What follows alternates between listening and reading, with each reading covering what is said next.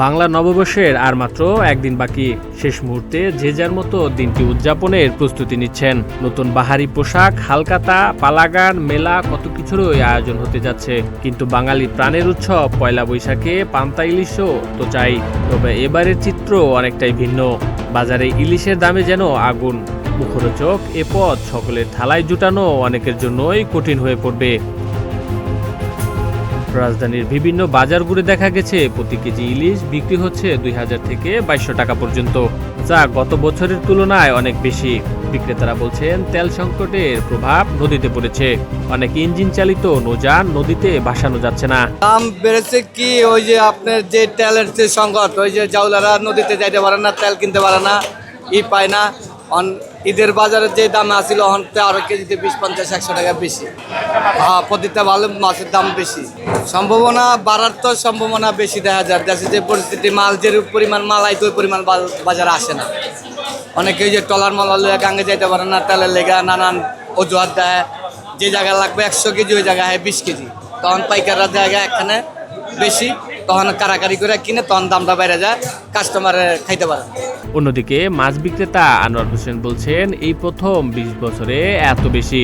ইলিশের দাম এত বাড়তি ছিল না, এই 20 বছরের মধ্যে প্রথম যে আপনার 400 গ্রামের ইলিশ 2000 টাকা কেজি পাইকারি, 2100-2200 টাকা খুচরা। মানে এই ধারণারও বাইরে। এই যে কি অনুষ্ঠান পয়লা বৈশাখ, এটা একটা বৃদ্ধি করে সিন্ডিকেট করতেছে।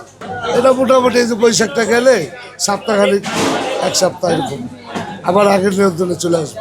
মাছ এখন যে আবার এখন ঝড় হইতেছে না, মাছও ধরা পড়তেছে কম। দাম বেশি হওয়ায় বেশিরভাগ ইলিশের দোকানেই এখন ক্রেতা শূন্য অবস্থা। অনেক বিক্রেতাকে অলস সময় কাটাতে দেখা গেছে। ইলিশের বাজার খুব চওড়া, আর এরা মনে করেন যে ইলিশের দাম ছিল আগে 600 টাকা, এটা এখন বেশি 1000-1200 টাকা কেজি। বেশি নিচ্ছে, অনেক দাম বেশি। এটা বেশি নিচ্ছে ওই যে সবাই কষ দেখায়, মানে যেতে পারে না, যাচ্ছে না, আনতে পারতেছে না। কিন্তু আছে ঠিকই, কিন্তু এরা ইচ্ছে করে বেশি দাম বাড়াই দিতেছে। যদি বাজারে যদি আপনি মনে করেন এটার দাম থাকে 600 টাকা, ওই একটু মনে করেন 19-20 হয়েছে, মনে করেন এরা বাড়াই দিচ্ছে মনে করেন 1000 টাকা।